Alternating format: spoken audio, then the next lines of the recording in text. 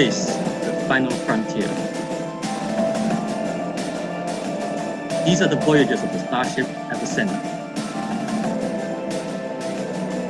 Its ongoing mission to respond to danger, relieve suffering, and to raise the downtrodden.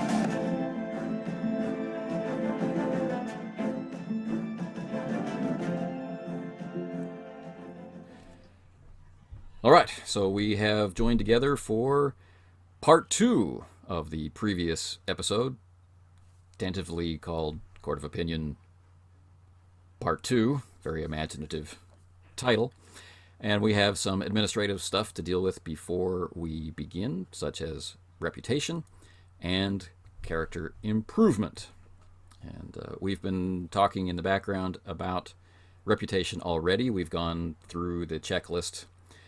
And I'll edit the answers into the video so we don't have to talk about them now so people can see what they are. And we're ready for the reputation roll. Who would like to go first? Isn't it supposed to be by rank? Mm-hmm. Yeah. Yes, sure. So then that would put Lieutenant Korsakov under the spotlight. Pool of 3 dice, target number of 10 or less, resistance 1. And I believe that I have not succeeded because I get 1 success alone on the dice, which is resisted. And one of the dice is a 20, which I do not know whether that is relevant here. A 20 automatically earns him a reprimand, so it's like the dice Hooray. were listening to our play. I am perfectly happy with this. Okay. I don't get my reputation. I actually would have liked to get a reputation increase and a reprimand if we're talking about, particularly desirable dice rolls. But if we always got what we wanted, we wouldn't be rolling dice. True. Totally true. There is a list of the reprimands and what you can spend them on. Okay. We'll talk about that in a bit. Yeah. KC. Right. So mine is reputation of 10. So I need to get my number straight. A target number of 10. Yep. Target number of 10, 4 dice with a difficulty of 0. Because Yang has been a very This is good boy. a great opportunity for him to roll 4 20s. Mm-hmm. Yes, actually, this is almost sequential. I failed all of them. Oh, okay, well then. I failed all of them, and I get, and the 3 of them is 16, 17, 18. So There That's should a be new some record. special effect for rolling a straight, I guess. Yeah, exactly. Yeah. Yeah. So can we all have an agreement with my fellow player, Casey? No more rest and relaxation. It doesn't go well. Right? Sorry, can't go back there. We're monster hunting. See you later. We never rested. That's right. We're not going back. That was no fun at all. Yang didn't even get to eat the caviar. Yeah. Yeah. All right. Well, so we've got 1 reprimand, and in the okay, and then for improvement, both characters have qualified for a normal milestone, but it occurred to me early on in play that it felt like the kind of episode that would include the opportunity for a spotlight. But the printed procedure for a spotlight is to ask the players to vote on which character they felt had the which character appeared in the most scenes. Right, it was about them more than the other characters, and which character had a significant or dramatic effect on things. And it's quite easy to argue that for both characters. And Spotlight implies only one. And so we can predict that if we have 2 players, they would vote for themselves and cancel each other out. They would vote for each other and cancel each other out, and it would default to the game master. And then the game master has to decide, well, I think it was you and not you. And well, so it's like zero fun for anybody is my reaction. How do you guys feel about that? That would be my nose. So, this, I guess, is us talking about the spotlight mechanic and the desire for it, but the actual procedure is making this three-person group a little bit Yeah. uncomfortable. In all fairness, I'm not sure that it's even less uncomfortable if you have more people. The fundamentals are difficult to process sometimes. Maybe it would be easier in that case for someone to appear more often, like for a main character to appear more often than other main characters, but I don't know either. But so I'm tabling the spotlight for now. I'm going to keep it out floating as a thing until the end of part 2, and then maybe we'll see. Because someone could die or something, and then it becomes really easy to choose that the main character who lived gets to have the spotlight. Promises. Okay, so normal milestones we have looked at once before. Korsakov was normally milestoned in the past. So, KC, what do you want to do with your improvement opportunity? In the list of options for normal milestones, the interesting one I saw that I wasn't expecting was actually saving it. And I'm not quite sure exactly what's the benefit of doing so. Like, if it's a good thing, does it matter if I use it now or use it later? But I can't find any, at the moment, I can't find any good options for Yang at this moment. And since the option is to save it, let's try that. Let's try doing that and see what happens. So I'm happy with just saving mine. Yeah. Okay. And how about for Korskov? I noted that in the list there was the option to choose one of the bennies and then put it onto another character, like a supporting cast. Supporting character. Yeah, that was pretty cool. So what I thought I would do is change. I think this was legal. Check me on this. I would like to change Jane Finch's value.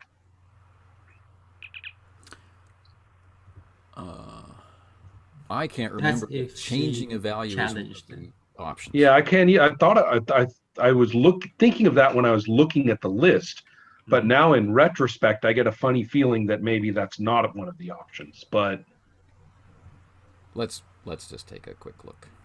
Yeah, but I mean, the first among the bennies was saying that if you can change, you can create a new value, but there is also that prerequisite of if it was challenged or crossed out. Right. Challenging Jane's value of loyalty to the Avicenna's heritage, or the Dauntless's heritage, seems like it was challenged. That's why I was thinking about it. Right. It seems eligible that she would have challenged that value when you were playing her so brutally. Ow. That she, I would, if we are to continue to keep Jane as a supporting cast member, which I think I would like to do, then I would like to alter the value. Alter the value. That sounds good to me. She was through a life. She went through a lot. Event. Yeah. All right. So that's what I had in mind. Cool. Could be as simple as just changing Dauntless to Avicenna.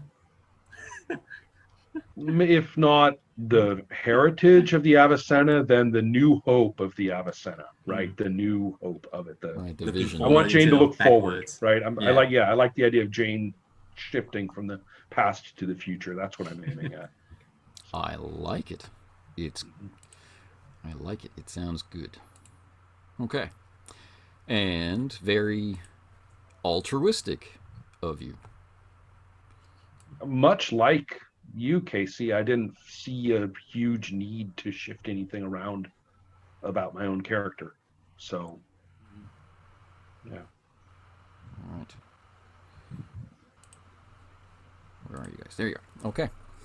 So then, one of the changes that we've made for this episode is that I've managed to share through Microsoft Teams the momentum and threat tracking and the ship points expenditure for power and shields tracking out there among them. And so hopefully that will reduce my cognitive and dexterity based workload, and provide access to more information to more people when they need it, not when I remember to do it. So that sounds all right. Okay, then let us begin. Unless there are some questions. Any questions? I do have questions, but they may be jumping the gun if you were planning on saying them, which was to state our directives For the mission. As a recap, our general directive and the mission directive. Right. The general directive for the ship is our opening blurb, Mm-hmm. as you'll recall, or Yeah. As we vaguely recall, the aid and relief mission, right, Mm-hmm. to help those in danger and that sort of thing. So that's the primary, the standard, the always existing directive of the Avicenna. Mm-hmm. A particular mission may or may not have a directive. In this case, the directive is to pursue, and I'm going to use the word capture, but anyway, not destroy, right? To recover is the word I actually want. Recover the Potemkin. Cover the Potemkin. That's the mission or the directive? That's, well, in a sense, it's both, isn't it? Okay. So unlike in Questions I of think Duty, it's we had a mission and then we had a directive that was layered underneath. This Yeah. is both, To right? not cause hostilities or not allow hostilities to erupt in Right. the Helena system. In this case, it is to pursue and recover the Potemkin. All right, And that works. that particular directive may be interesting in its omissions, precisely.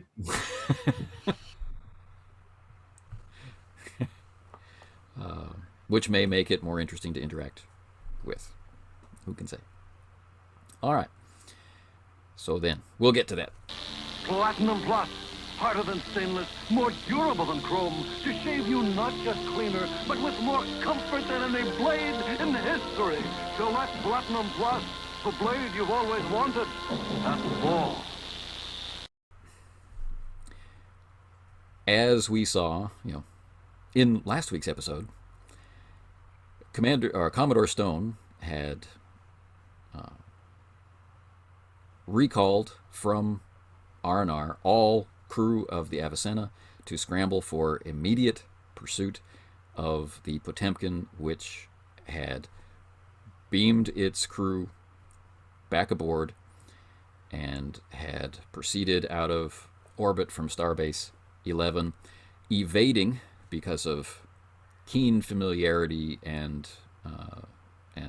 tactical acumen, evading all of the the sensor nets and security devices in place to protect Starbase 11 from enemy ships.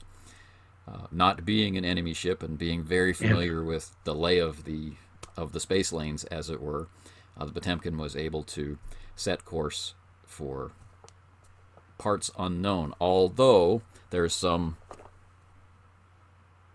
reliable speculation based on information uncovered by specialist Tomlinson about where they might be headed. Commodore Stone issued a directive that the Potemkin, at all costs, must be recovered.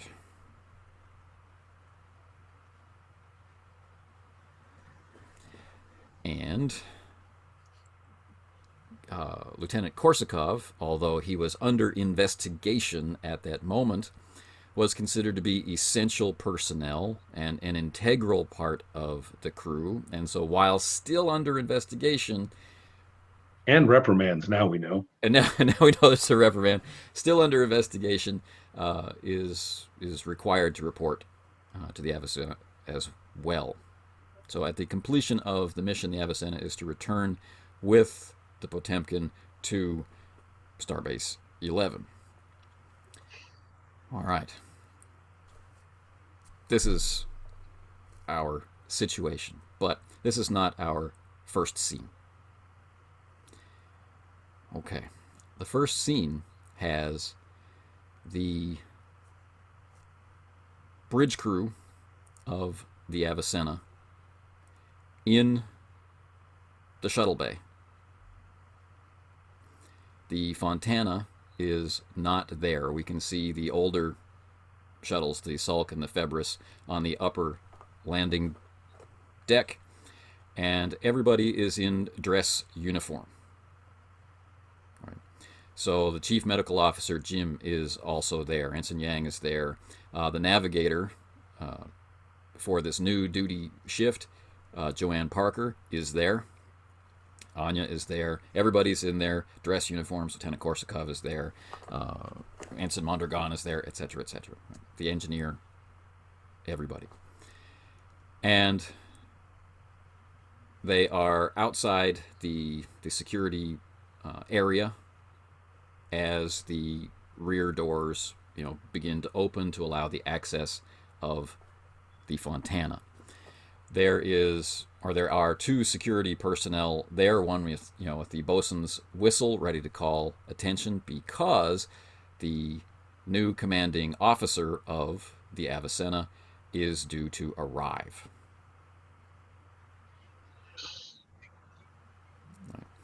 And the Fontana has been sent down to pick him up with Jane Finch as its pilot, as it's not her normal duty cycle for the bridge.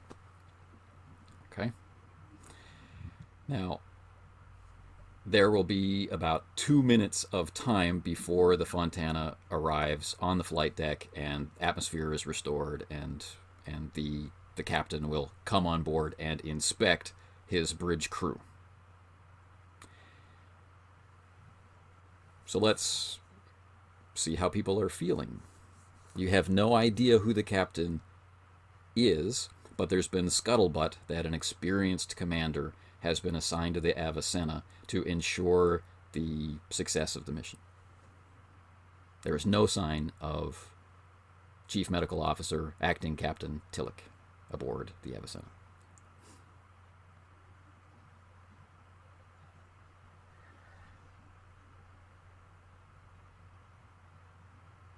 Are you telling me that silence reigns?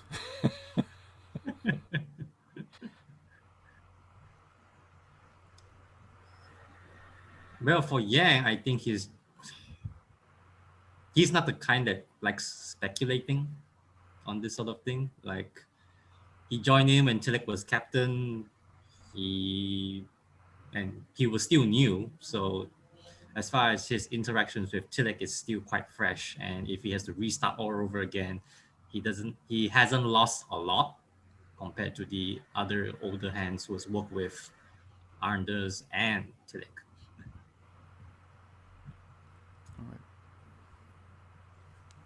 I have a question. Yeah.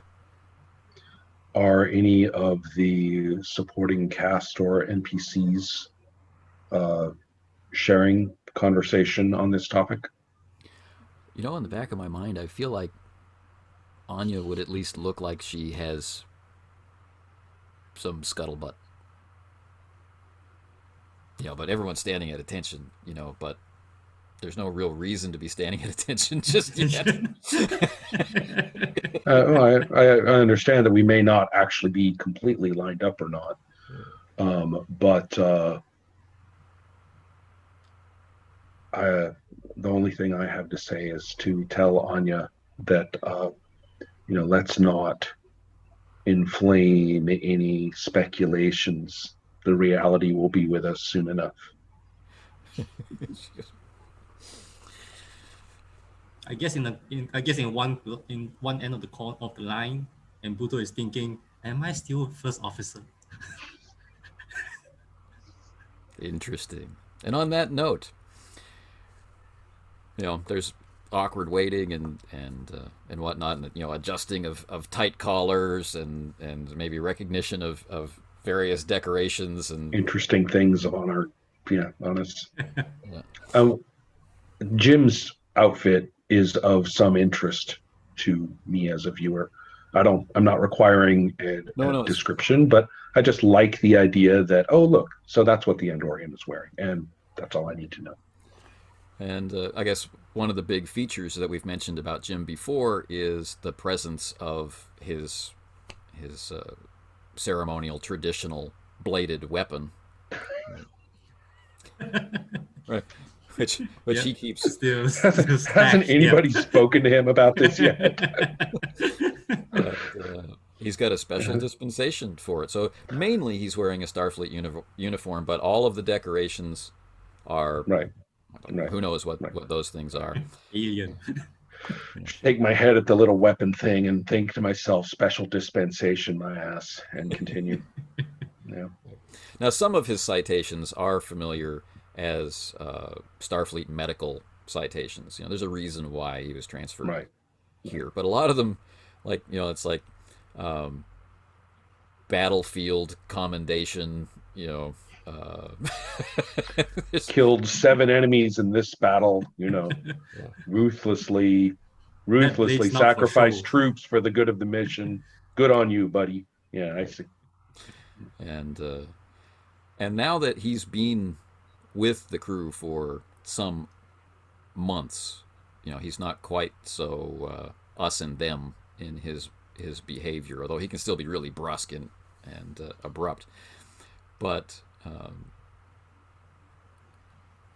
as he looks down the line, like he's clearly looking at Korsakov's leg, and he's looking at someone else's back and another security officer's shoulder, and like it's a very clinical. Right. But Good to the know.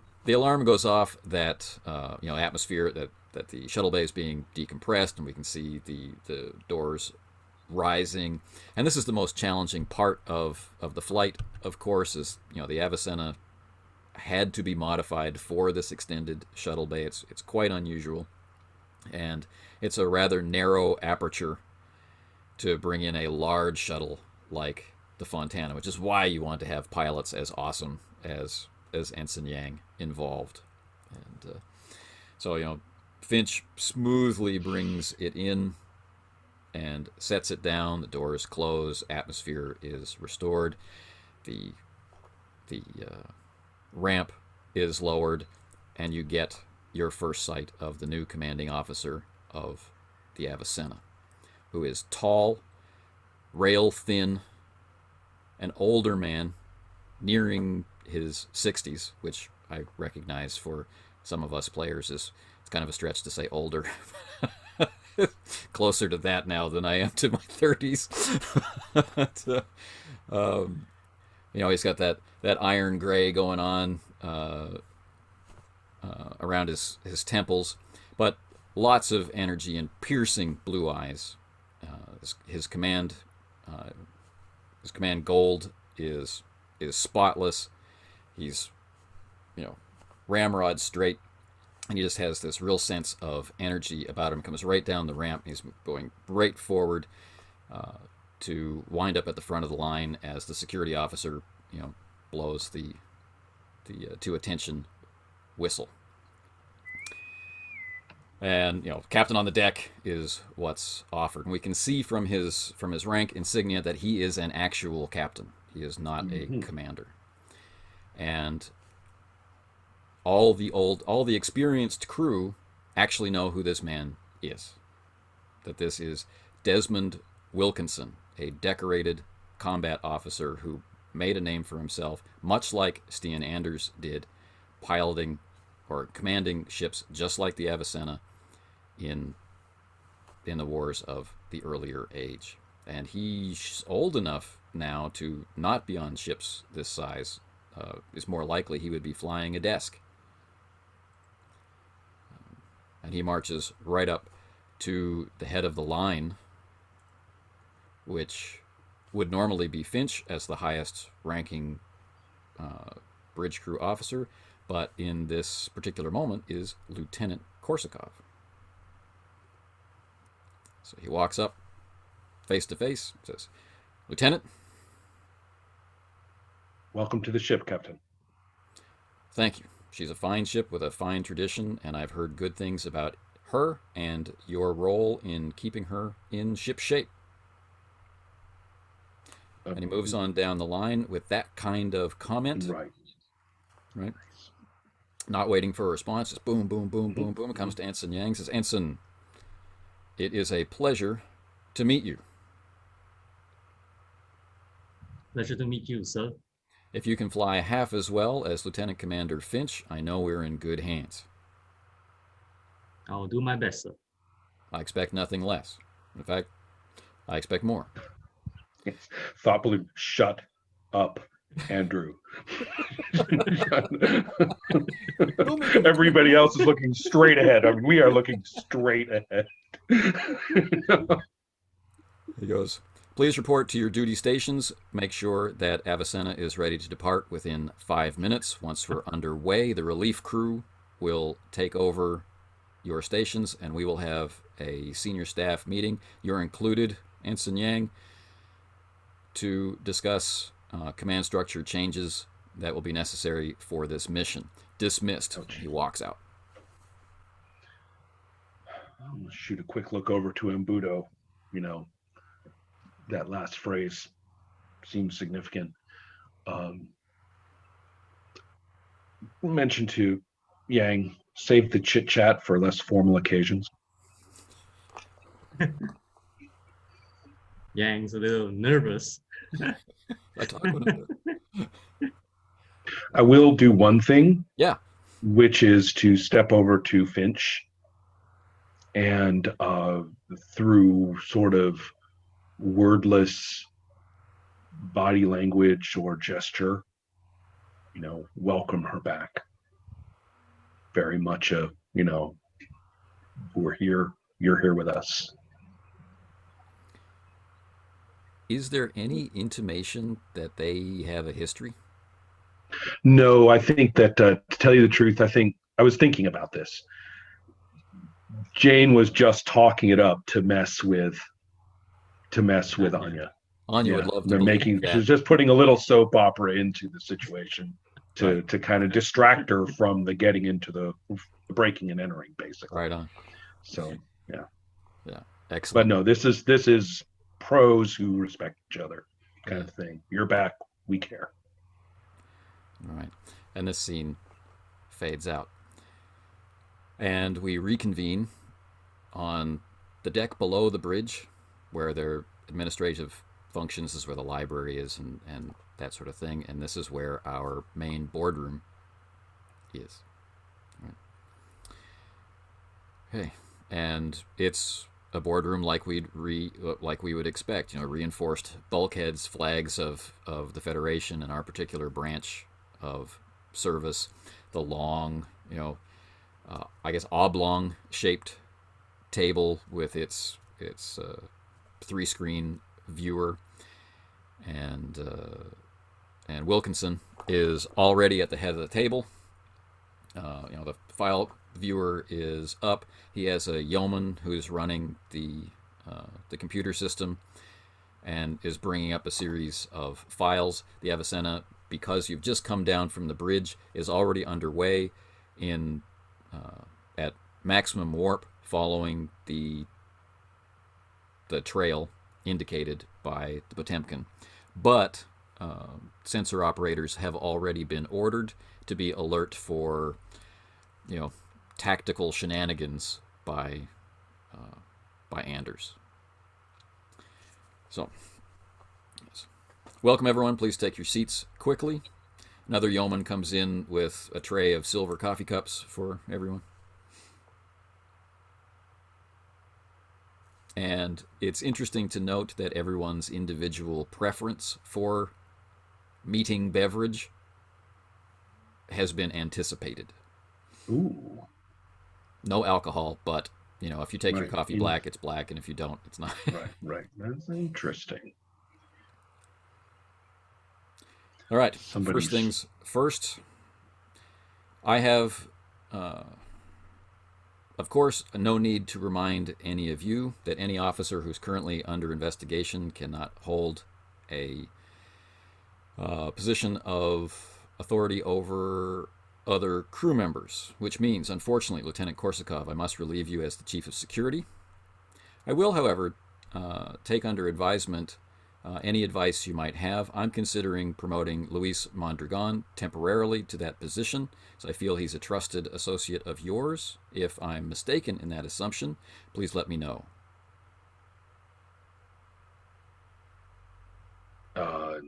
Now or later, sir? Yes, now. Ensign Mondragon is to be trusted in physical danger and in the operation of weaponry under combat. His judgment in terms of safety and prudence is still, he is in a process of seasoning. Well, I agree 100% with that assessment. The drama with the overloaded phaser stands out in particular, but then again, his dedication to saving enemy at that time lives shows your influence, I believe, on his thinking. So, unless he disabuses me of the notion by his performance, I will tentatively have him for this mission serve as the Chief of Security. Now, that's protocol taken care of. Question. No, sir. I have also received indications that it would. I'll start again. He's not fumbling. I'm fumbling. So now that that's protocol taken care of, Lieutenant Korsakov, I thoroughly respect the performance of Ensign Mbuto in all his regards, and I consider his recent history with Anders to be exemplary conduct. And I don't mean this as a slight to him, and I believe he'll understand me when I do this, in that, Lieutenant Korsakov, during this mission, you're going to serve as my first officer.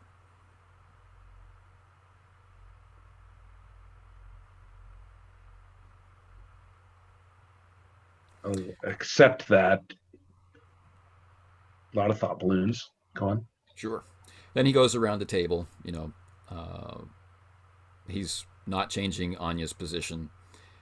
He formalizes a different distribution of duties. As Ensign Yang, you've been burdened considerably under most of your duty shifts by working alone, and I understand Commander Tillich's thinking. However, you'll be working hand in hand with Ensign Parker.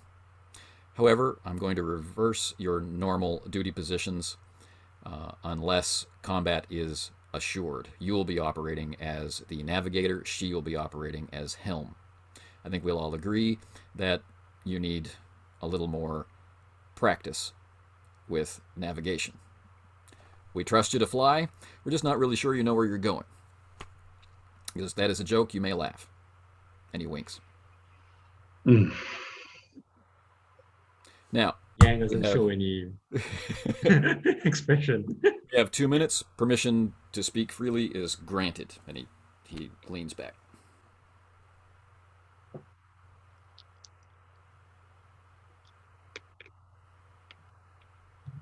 Is Tomlinson in the room? No, he's not senior staff. He's not bridge crew. Yeah. Okay. Then I guess Yang can ask this. What is the plan of pursuit against the Potemkin? How are we approaching this? And what's our tactical objectives?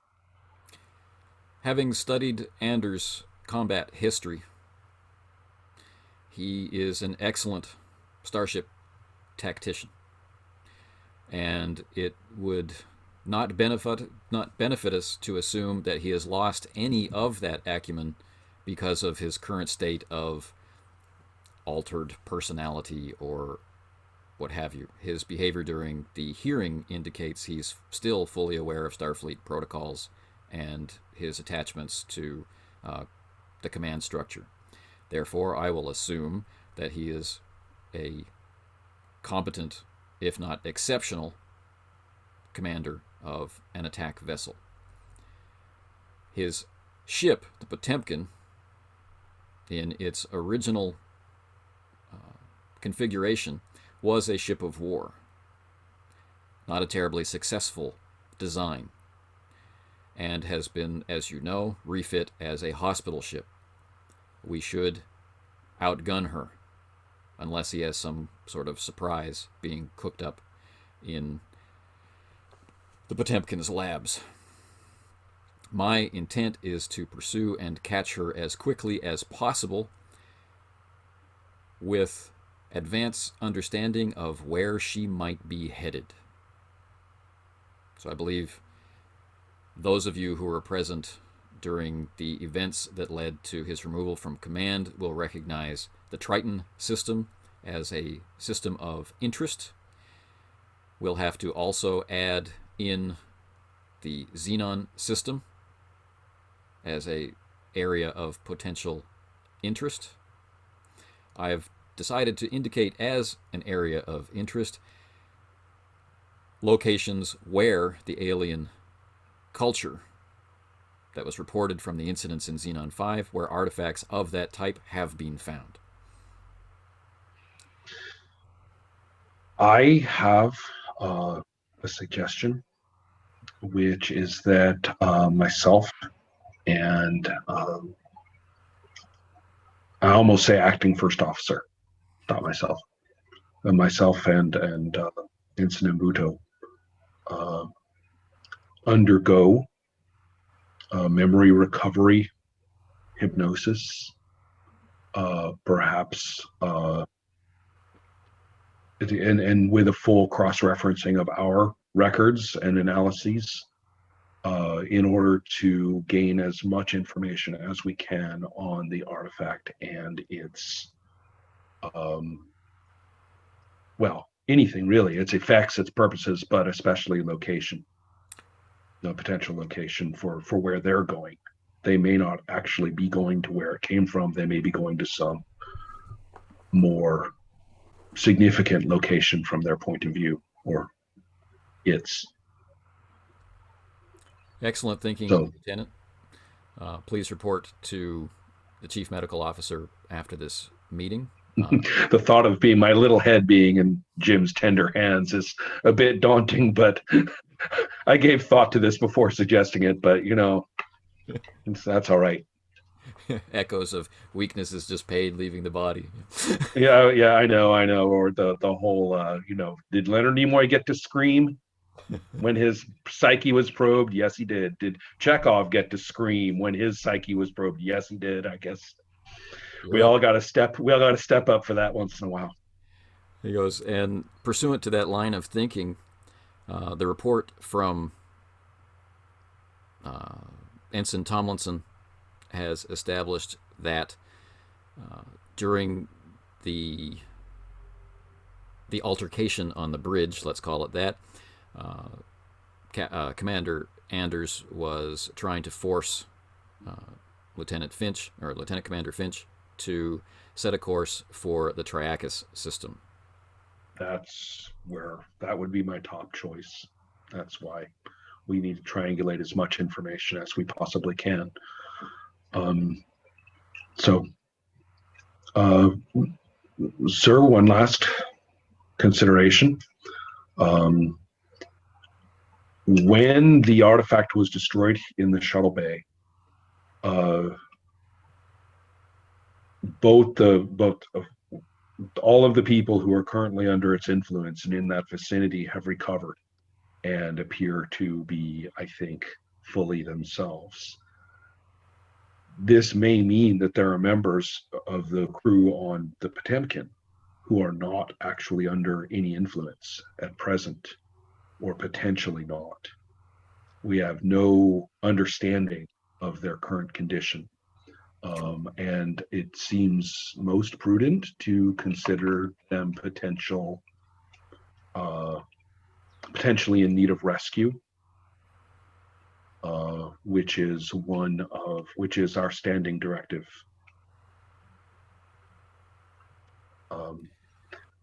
Your thoughts on how that relates to recover the Potemkin at all costs will be of interest to all of us here for our decision making.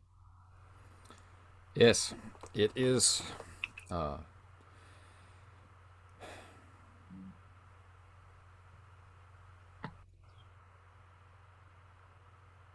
We have ideals to live up to.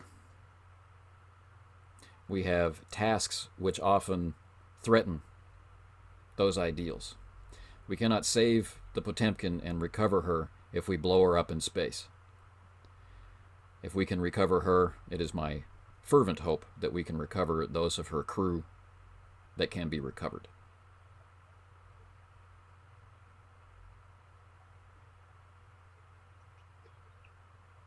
I wish I had a little thought balloon symbol for the things that Korsakoff is thinking but not saying, but he seems to have left out the option of screw the Potemkin, save the people, which does seem like Yang is thinking quite the choice opposite. C. He mentions Right. the Potemkin, he never mentions crew. Like, Right. and that's actually even more concerning for Yang because Exactly. I would much rather rescue the crew who can be rescued and let the Potemkin disintegrate than the other way around. So yeah, that's, if you and I are thinking those same things, well, we're both got our little thought balloon held up for everybody to read. So excellent. I appreciate that, Casey. I know which directive Yang is going to challenge very soon. You may have a buddy. All right. So this scene comes to an end. Everyone is dismissed and goes back to their duty stations. This means that Korsakoff is now the first officer, which is a specific role on the ship. And one of the interesting things that the first officer can do is, if someone he is assisting in a scene uses determination for that task, Korsakoff can spend 3 momentum, and that determination is restored. Ah, okay, right. There's a pretty interesting synergy going on there. Okay. Now, we're off to seek the Potemkin.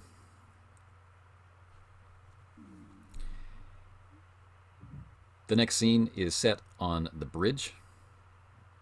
The Avicenna is moving along at its top speed for a chase, so not its absolute maximum speed, but it's cooking along at warp 6.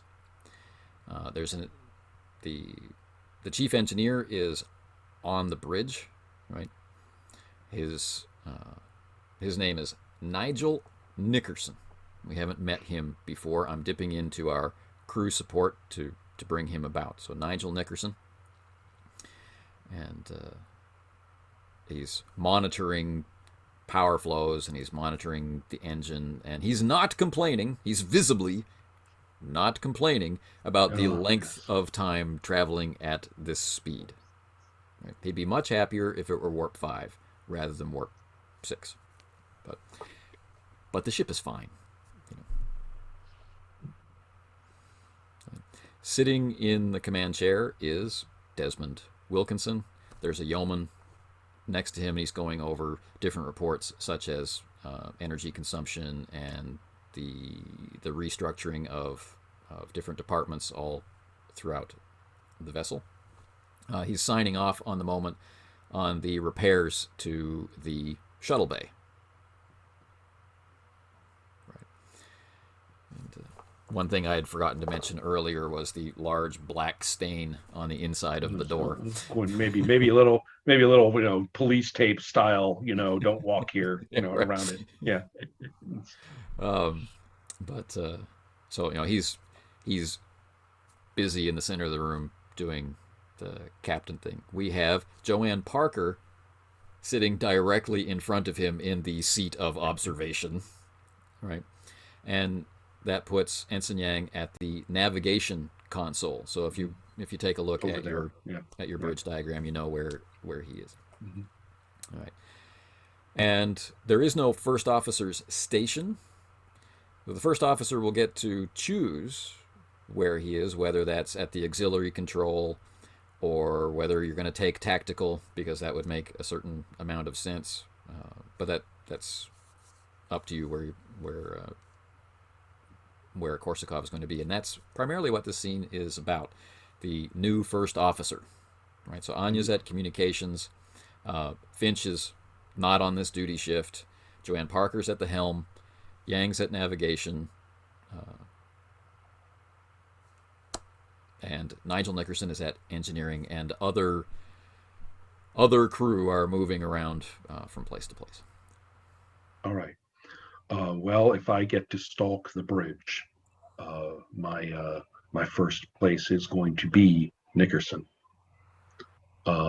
because the ship is severely behind on its scheduled upkeep, and so I'll yeah.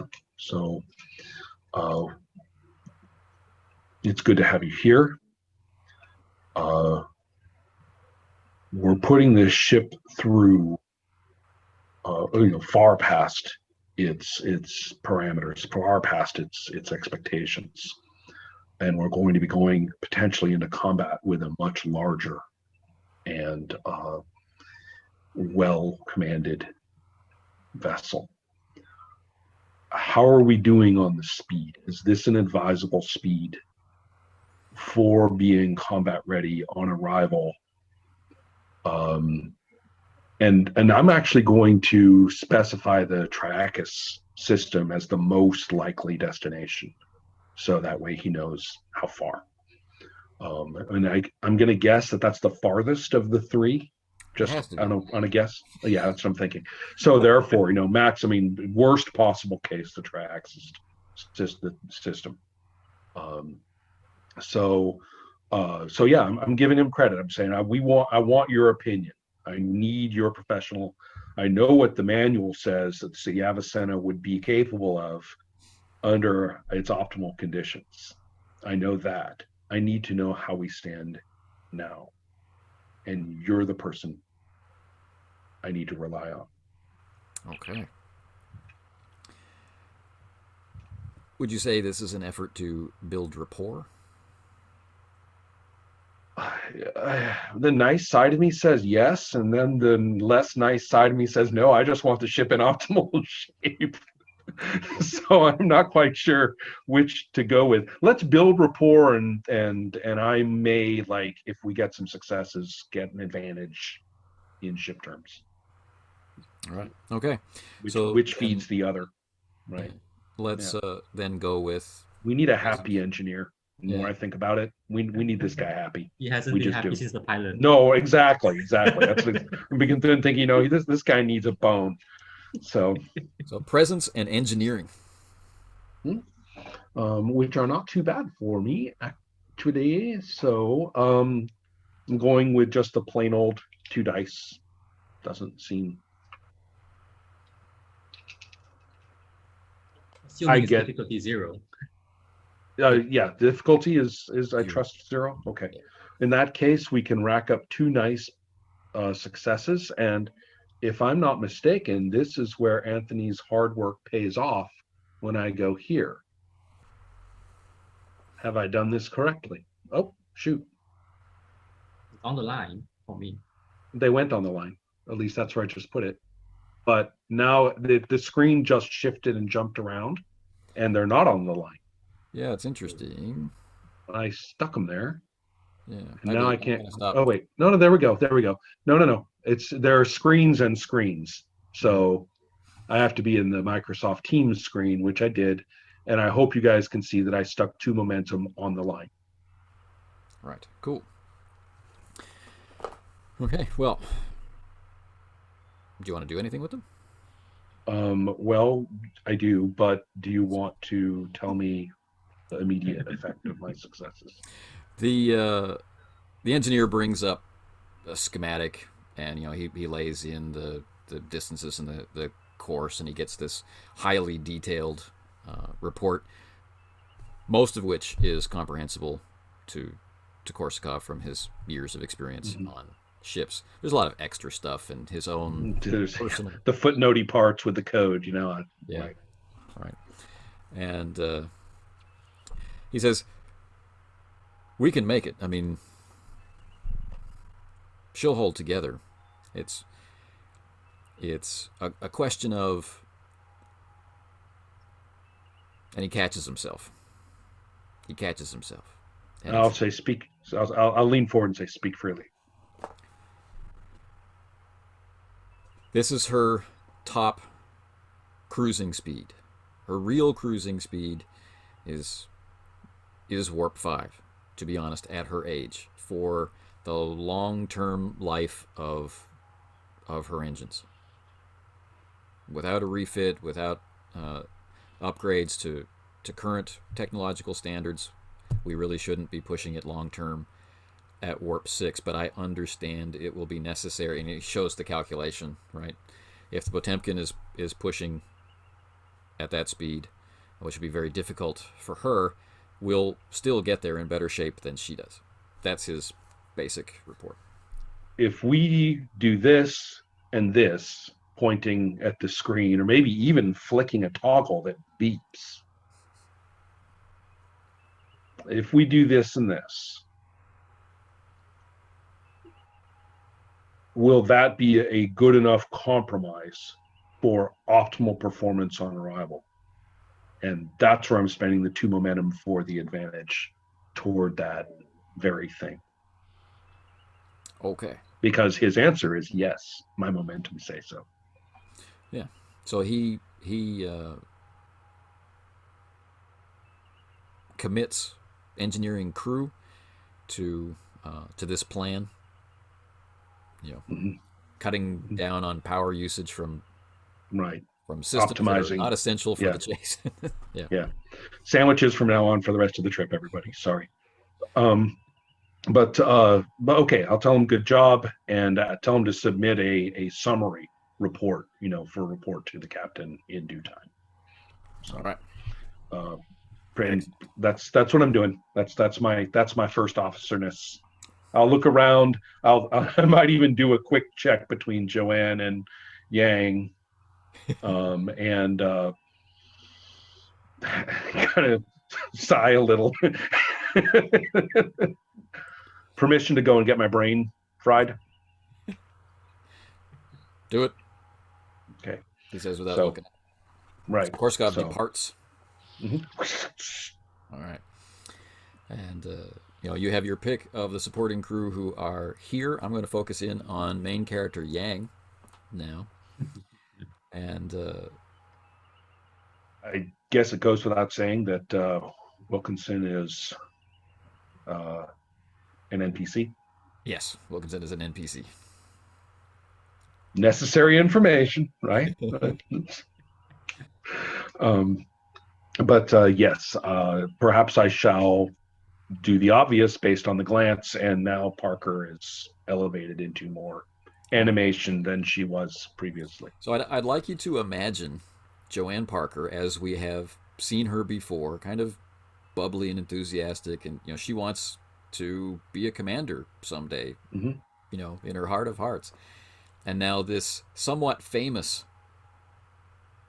commander is sitting less than a meter behind her, right? And the one place on the bridge that she can't look is at him, right? And there's Yang over there and whatnot. I am no Sulu to turn around and give the captain a charming smile or look of skeptical, shock. Not yet, anyway. Right. Yeah.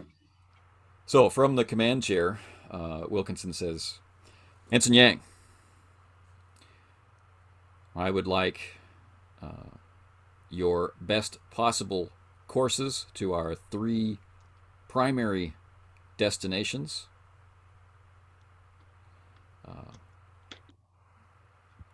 As quickly and as accurately as possible, elevating this difficulty 0 task to difficulty 1.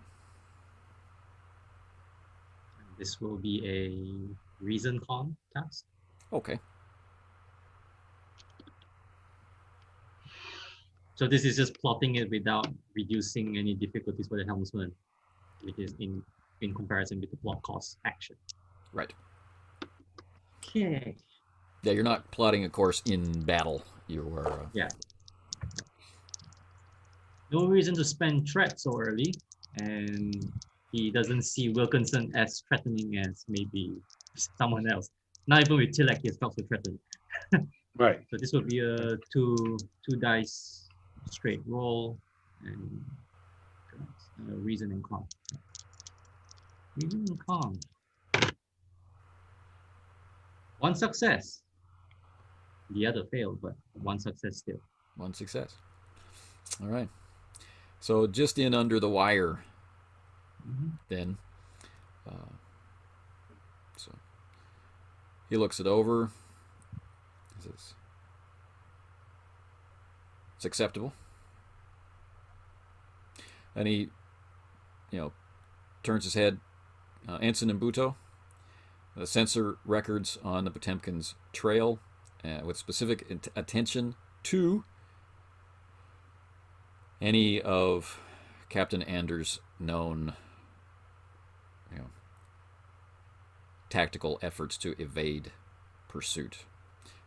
Pay particular attention to skirmishes with the Romulans, and he lists off a star date and a particular file, just from memory. And so Mbuto starts to work, and this counts as the commander giving an assist, right? The commanding officer giving an assist. Does anyone else want to aid Mbuto in this task? The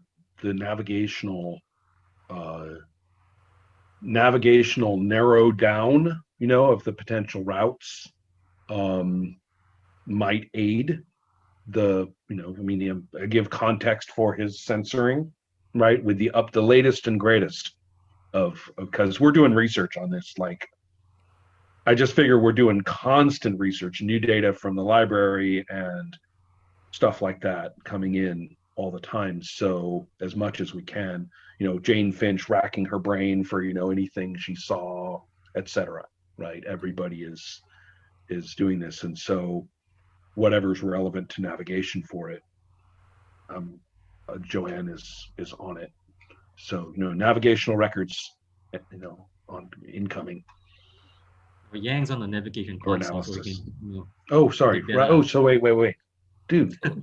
Oh, you got me all bollocked up because I keep thinking of her as the navigator. That's I'm right. sorry. She's at the helm. No, she's She the can't do navigator, anything. but now she's the helmsman. I know. I'm sorry. You Yeah. spent No, all this time I mean, Yang is establishing this, there. and Is Yang able to do an assist, or is there a computer? Is there like a ship thing? Yes, no, he's totally able to do assist, just like Ron Normal described. assist. And so actually is Joanne could lean back and say that I think the new navigational analysis is available. Just apropos of nothing, back to the helm now. Now, here's something Right. maybe interesting, right? So Yang is at the navigational console. He can do these calculations there.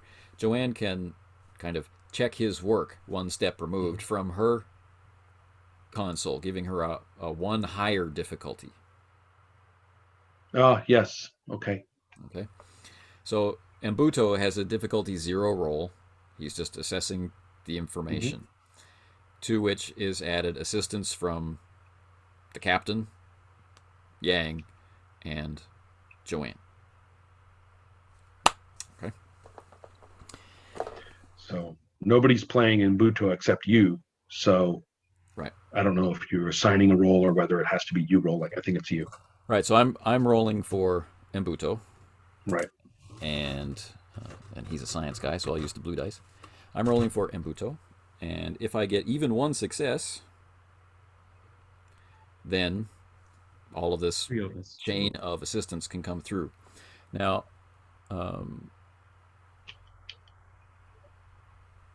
with Joanne having one higher difficulty, it's kind of a wash if her assistance works or doesn't. But just the notion is out there. All right. So Embuto's roll. Whoa. Well, he only gets a 13 and a 15. And I don't have him in front of me, but I'm pretty sure that those are both Yeah. failures. Yeah. Yeah. So, None. um,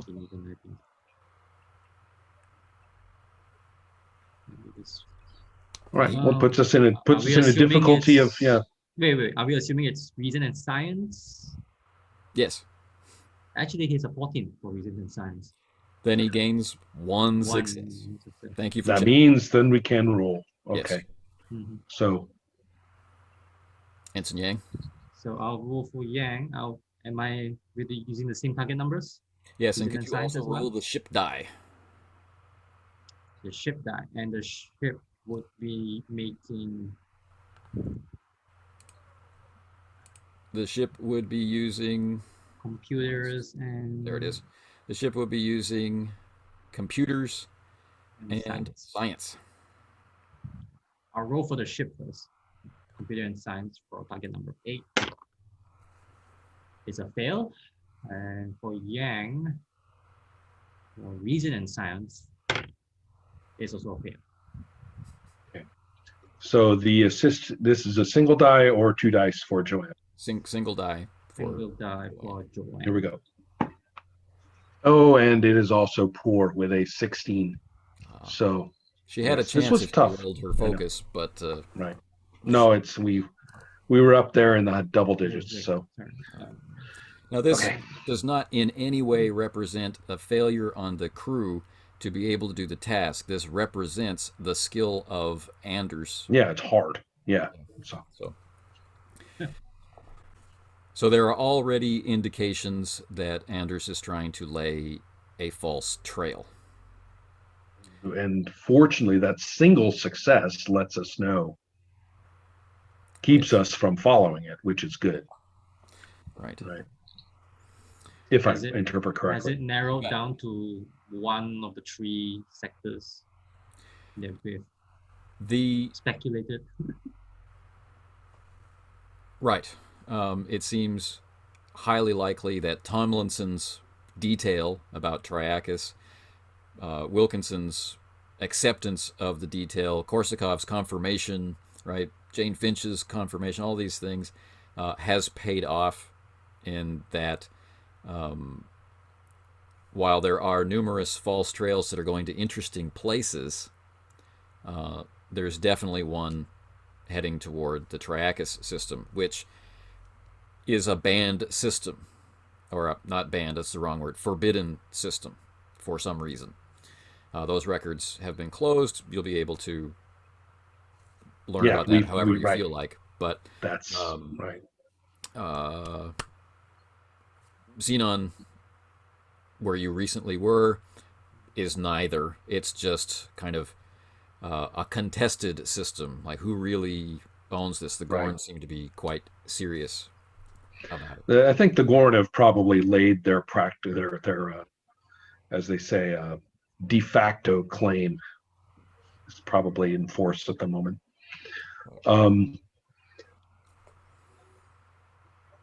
Right. So this scene comes to an end with this discussion and course being set for, or maintained for, Triacus. Right. And the report that incrementally, according to the engineer Nigel Nickerson's detailed calculations, because he couldn't stop thinking about it after Korsakov was talking to him, mathematically, right? Somebody give this guy a back rub.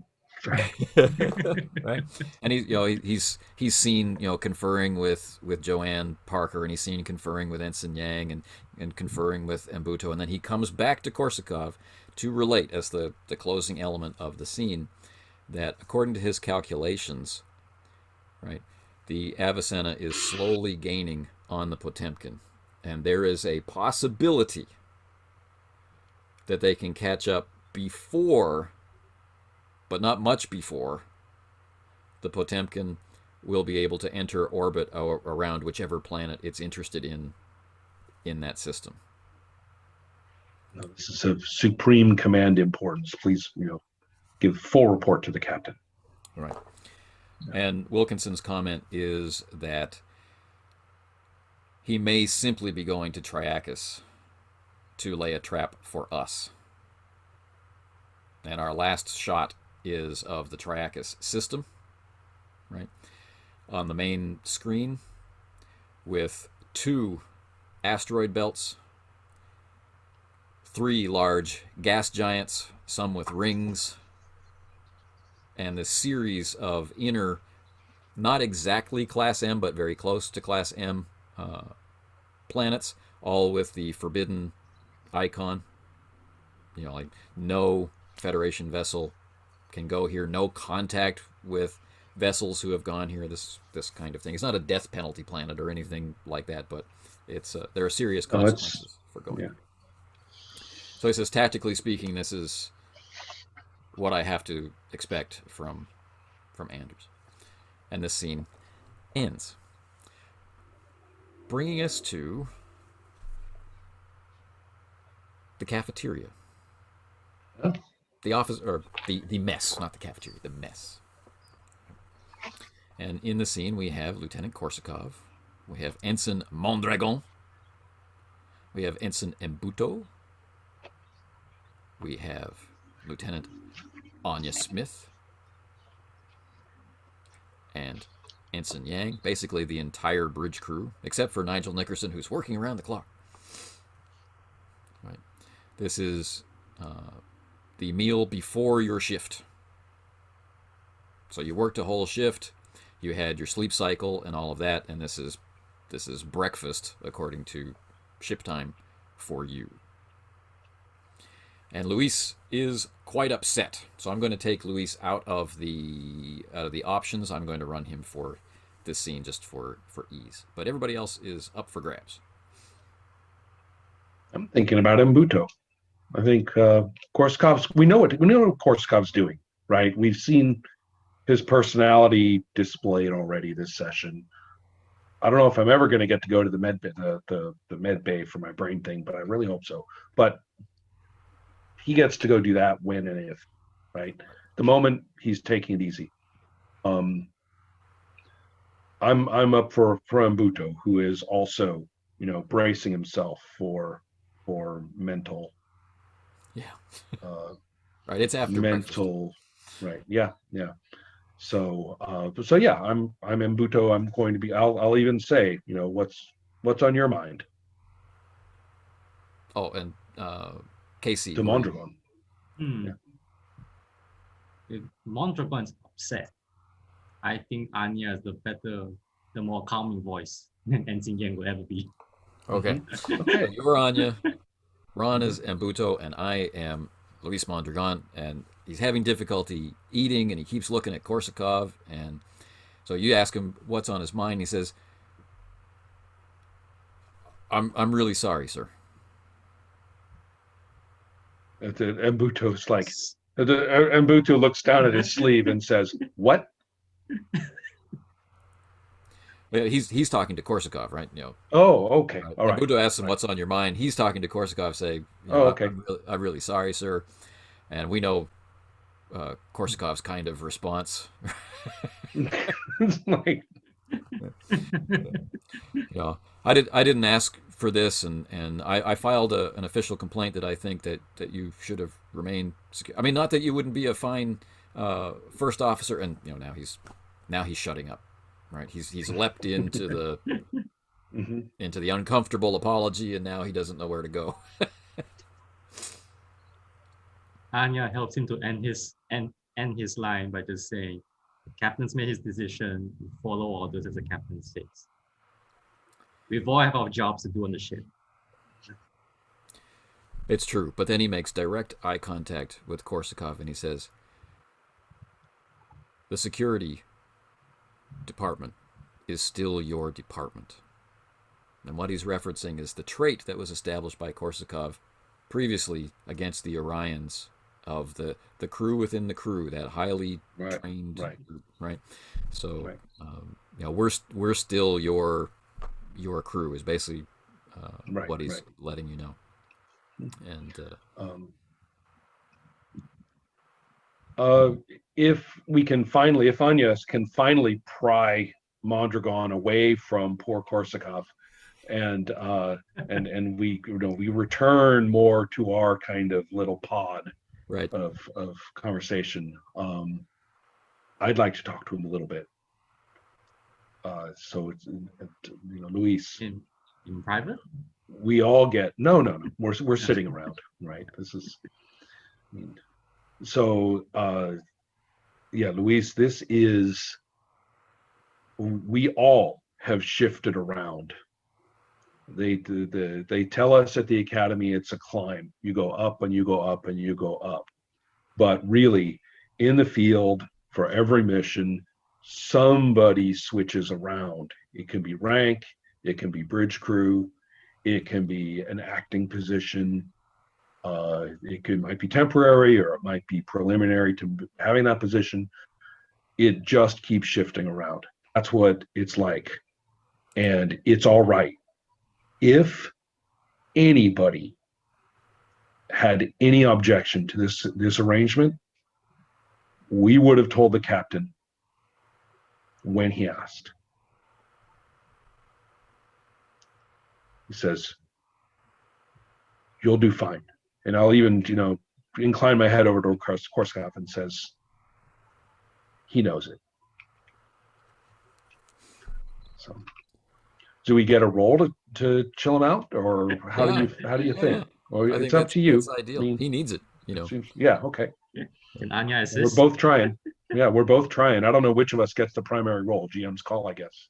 Well, it sounds like the speech was Mbuto's speech. Okay. And Anya's providing the calming support. Right. So, do you want to go with insight rather than presence? Yeah, because he's not overawing him. I like that. I like the insight but is it command? It is still kind of command because we're talking about the ranky stuff, right? Yeah. So give me some target numbers, and I've got my. This is for Mbuto. Mbuto, yes. Mbuto, it's presence, insight and command. Correct. That's 10 for Mbuto. Okay. All right. Not great, but it can be done. And in this case, I actually would like to buy a die with some threat. Okay. I think now is the time. And most weakest link could be. Yeah, exactly. Right. That's precisely my thinking. This is where we see the kind of cracks, if possible. And another thing I wanted to mention is I went and moved the momentum off the line. Yep. Back down into its base. It should be, it's really big as zero. Okay, so here we go. I've just spent the threat for you. Well, and you can dance all you want to a jig with your new threat, because I have 3 failures and no 20s. Or rather, I have failed. I have 3 dice above 10. Okay, but no 20s. Okay. No 20s. So that doesn't add to threat. We're cool. It's Luis finishes his meal. Yeah, he's right. But it still bothers him. That final face shot on him, I can definitely see how he looks. Right. Not so sure. And so this scene comes to an end. And, next is sick bay. Sick bay has been further changed since the last time we have seen it. It's no larger or anything like that, but it's been reorganized again with military efficiency, definitely designed for the easy access of trauma equipment, which under normal Starfleet conditions would be rare. And etc., etc. So it's been turned into a like a mobile surgical hospital kind of thing. So Yes. Okay. the reason for the delay was that, of course, Jim was in no way prepared for this kind of treatment for human subjects at the drop of a hat. So when Korsakov and Nabuto came to report earlier, there was some yelling, and and We'll told go them, out okay. breakfast. See you later. Right. Yeah, I see. Okay. Okay. So now he's Um, ready, and with his typical Andorian bedside manner, like he gets in just a little bit too close, and he makes very direct eye contact, and he's saying, "I can't In fact, I won't promise that it won't hurt. As your physician, I must warn you there is the risk of potential memory loss, although motor skills impairment is highly unlikely. You ready to proceed?" um, I'll shoot. Are you playing Mbuto, Casey? Yeah. No, yeah. Definitely. Do you mind exchanging at least one look like, well, buddy, this may be the end, but here we go. Once more into the breach. Yeah. And then So, all Abuto right. takes a quick look down his leg. Like, how's it Oh, yeah, okay? right. Yeah, that's right. I don't think pain is a real problem for Korsakov. Right. Well, not at least some of it isn't. Yeah. So, we'll continue. So the Uh, nurse comes in. She's kind of practiced blank expression. I Practice. bet the That's the nurses in keyword. this sick bay all have like hides of leather by this point. So yeah, um, which is good. I'm hoping for a ship assist. The idea was to cross-reference with Tomlinson's analysis. Sure. That was the idea. So right, Tomlinson can offer an assistance die. The ship will offer a dice because we're using That's the ship to do this, ship gear to do this. We're using sickbay to do this. But so he has you lie down, right? And first just does a quick scan, the heart rate monitor and your life levels, and he makes an offhand comment about the leg is integrating well, and then he says, "All right," and then the nurse wheels over a device which clamps down over each man's right arm, right, and kind of a static electricity feel can be felt through the uniform sleeve, and he makes some adjustments, and the heart monitors can pick up as the activation syndrome. You can't hide the right. He goes, "Look at that rigid control over your heart rate," in a not very veiled reference to the trial. Right. Right. Oh, I see. And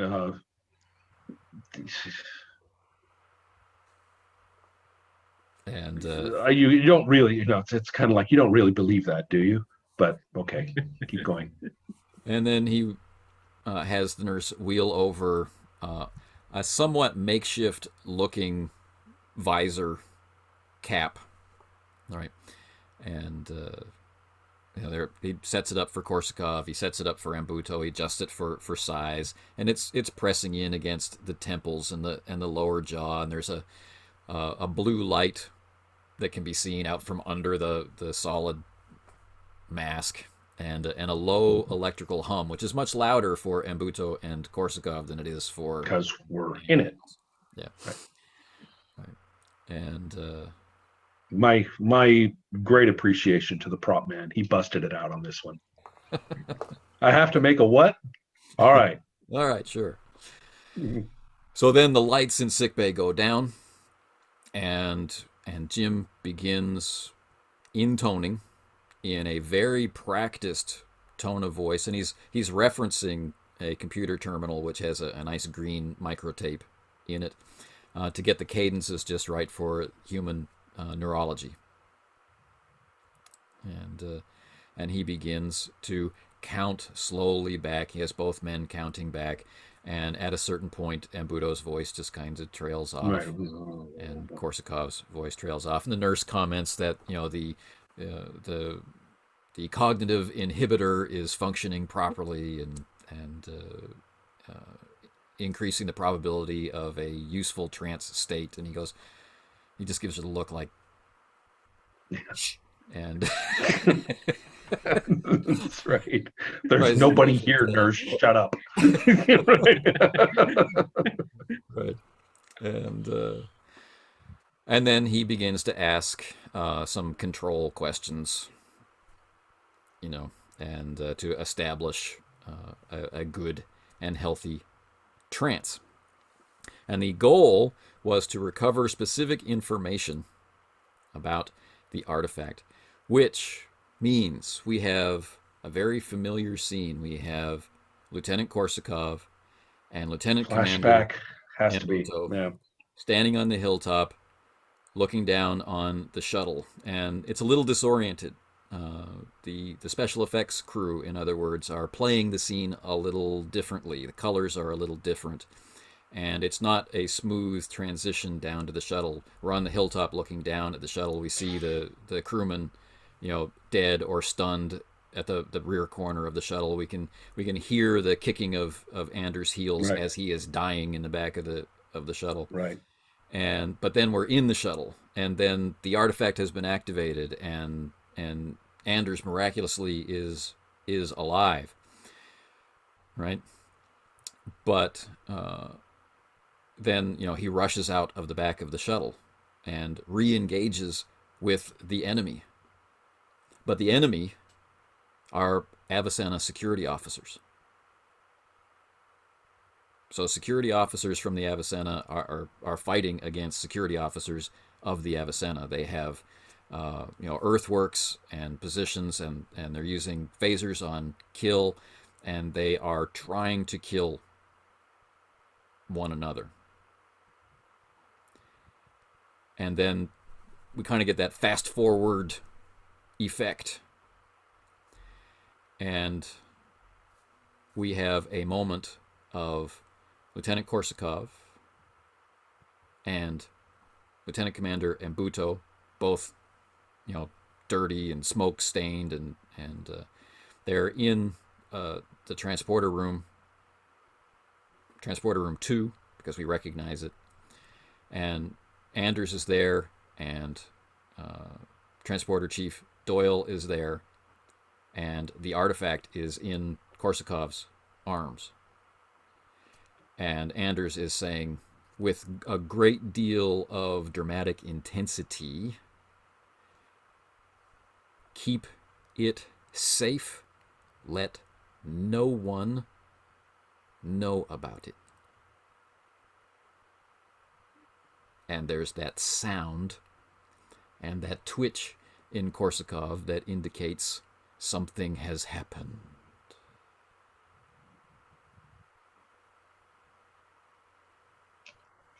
Now, this is the base level. Now, we are relying on Korsakov to examine his own memories as Jim is guiding him to talk to him about what details did he see but not processed previously. Yeah, cool. All right. So this is still insight, and I want to go with command simply because of the nature of command, the understanding of psychological stresses and things along those lines. So insight and command for both gentlemen, please, as they are being asked to recount their stories. This will set us up for what really happened. I do not give you threat. 2 dice. Okay. Neither does Ambuto. Oh.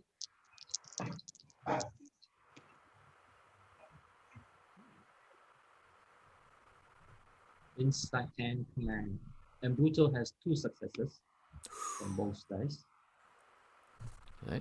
I'll adjust the file here. 3 successes. Cool. I roll a 1 and a success. Yeah, And this is one of those rolls in which I would have been just as happy to have rolled 2 20s. I'm thrilled that I got these 3 successes, and it's just a different kind of thrill. Yeah. Right? I'm just letting you know this is one of those wonderful moments when That's either fine. results will work. I did What about the neutral, assist like dice? 1 success would be boring, but so I'm really glad it was one or the other, right? So we're good. Yeah. What about the assistants? Yes, assistance of all So sorts, still right? rolling for them? Yep. The ship die And Tomlinson. and Tomlinson. So I can come up with Tomlinson's number quickly. Ron, you want to take the ship? Yeah, I'm gonna have to find the file, aren't I? The ship is an that's 8. true. Okay. Oh, okay. What's Oop. Tomlinson rolling for? Is it insight and command? Or... Reason and science. Ah, that's his best. And he still manages to fail. That's okay. What about the ship? Well, I roll it. The ship has rolled a success Yeah. with a 2. That's great. That's Nice. I'm doing quite nicely Wait. after my. 2. Oh, but the ship doesn't have a focus, so Right. Right. All right. So the ship has There should be had 6 success. on the That we maxed out on the momentum, I think. Yeah, Well, if you were that's- to bank it, but you can have more in hand than I see. Right. I see. so. No, This no, is that's 6 the- momentum right, in right. hand. That's the obtain information thing coming in. Obtaining information is certainly what's our baseline. Okay, so what happened? Just to clarify, obviously, in the same way that Jane Finch was put under some kind of compulsion to steal the artifact, it turns out Korsakov was as well. You must hide it, Lieutenant. All right. So, Anders, and the baseline information is that the battle on Triton 8 between the crew of the Avicenna itself resulted in several deaths, right? That were not beamed up, their bodies weren't beamed up because there was no body left, right? And some of the injured dying, not dying, it's hard to tell, and neither Korsakov nor Mbuto were involved in that, but they miraculously revived, right? Like no injury revived. So would they have died? Maybe, who knows, right? So there's enough mystery about that. And the artifact was definitely involved by being present in these repairs, restorations, and revivals. The only one they know for a fact was brought back to life from death by the artifact was Anders. Right. You mentioned that. Right. Yeah. And the last piece of the baseline is that, just to make it completely clear, Anders seems to have the ability to speak directly to someone and change their perception of what is needed, like a mental form of control, which is what Tillich reported. Mm-hmm. Yeah, because he resisted it. Yeah. That's your base. Ooh, all right. I'd like to spend momentum for further information. Specifically, the nature of the energy, to get a little TNG on it. I want its fucking frequency.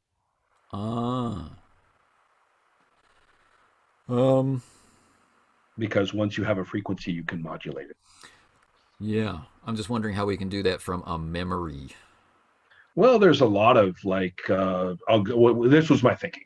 Okay, so let me know. Proposed for consideration that the we got a look at the artifact in operation, and maybe I was focusing on Anders at the time and didn't remember all of where it glowed and stuff like that. but we were there in its operation, and whatever sensations or maybe even just medical records at the time. There were medical instruments operating at the time, right, In that the he might have shuttle. been hooked Yeah. up to, right, in the shuttle. And so those records could be, scanned and like There you read. go. Now that we know what we're looking for, right? Right. Look for this in there. In Nobody fact, I thought to might ask even, before. yeah, I mean, my eyes snap open and I might even just say, check the shuttle records for this. All right. So we'll take away one of these 6 momentum, and the crew can gain access to more information about the artifact's particular use of the energy, and plus they can correlate that with the Xenon 5 files. And Right. We got plenty of data now. So cool. yeah.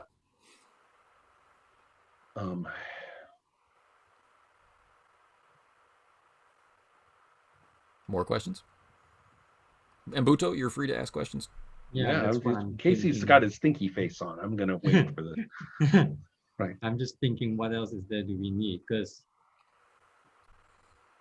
it wouldn't probably be too far of a stretch to say that we could use the 2 momentum for an advantage against it. I love false antenna advantages. resistance. I love advantages. Yeah, They're like some sort of higher difficulty when faced with the same compulsions again. right. Give us an advantage to resist. Sure, because it's Yeah, coming kind of thing. For Right. Buto and Koshikov. Well, maybe I actually I was kind of hoping for Wilkinson of all people, right? Well, if we can relate that. Exactly. I'm terrified that he's going to go, well, Anders, back at school we were buddies. I'm sure we can talk this out. And then Anders goes, Right. and Wilkinson's like, oh yeah, Okay. that's great. Yeah, that's Like it. that's what I'm scared of, right? Advantage of resistance. Forewarning. Forewarned is forearmed. Yeah. Okay. One thing that I probably didn't make clear is that Jane Finch seemed normal until she didn't. Right. Who else? That's the other thing you said. Yeah. I'm actually thinking about that too. So we probably should do a full, however this works in mechanics. Make sure we don't have a 5th column suddenly springing on us from. Well, that's just obtain basically. information. You asked me a question. Who else is involved? There you go. And that's exactly it. And I'm glad you reminded me, because that actually did kick. I was wondering about that when you intimated that we're not sure, about who else. Yeah, you mentioned that a couple of sessions ago too, as I recall. So yes. So we have memories of long conversations between Anders and Ahern Doyle. Uh-huh. And we have the sense that Anya's always on the bridge. But Anya doesn't seem to have any stories to share about Tillich's, taking of command, relieving Anders of command, as if she wasn't she's kind dead. of weirdly blank in her memory of any such thing. Right. All right. Yeah, it's time to either hypnotize any of these people, or to analyze in some fashion. Yes, that momentum will go toward that end at this time. All right, cool. That leaves you with 2.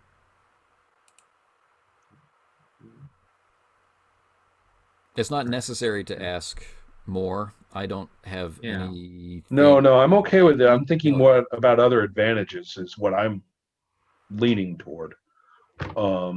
Generally, we should try and focus on 1 advantage per. Okay, good enough. In that case, we can bank them and watch 1 die. Is that okay with you, Casey? Yeah, sure. I couldn't think of a better way to use them. Yeah. Okay, so banking 1 and decaying 1, and sadly, I am way up against my time limit. I'm actually over my time limit, so I will bring this about by spending some threat. I'm spending 2. 1, 2. And I'll once again share the screen just so everybody's clear. Okay. And so we've got 1 momentum and 3 threat now. Well, at least we're not looking down the throat of 15 threat. Right. As So we have as been known to. devices are Yeah. being removed from Korsakov and Buto, as you know, the nurse is formalizing the report of everything that they told. You know, the memories are still swimming in their minds, but you know, starting to fade because the device is no longer attached. The ship rocks with the sound of an explosion, and an officer with Korsakov's experience and Buto's experience instantly recognize the sound of subspace mines. Right. He's laid a trail. All right. So, in that case, I don't even think we have to use any phrases. We'll just exchange a look, and we will beeline for our proper stations. Right. Right. And we cut to commercial. People found out that it doesn't cost a lot of money to own a car that's fun to drive. The idea has spread all over the country. The Albuquerque 8. The Wichita Wiggle.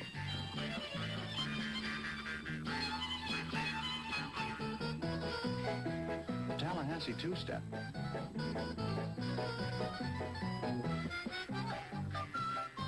The Boston Bounce. The Chicago Shuffle.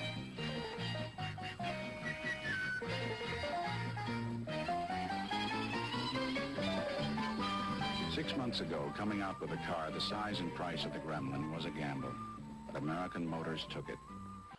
Okay, gents, I would love to be able to chat with you, but I literally can't. I was supposed to have stopped at 7. I look down now and I see it's 7:28. Ooh. Good luck. Thanks, and this was fun. I enjoyed this session. I hope the arrival of Wilkinson and all that entails wasn't too disorienting. We'll talk more. We'll talk more. There will All be right. interesting reflections in there. Yeah. Yeah. Take care, Casey. Take care, Anthony. All right. See you all.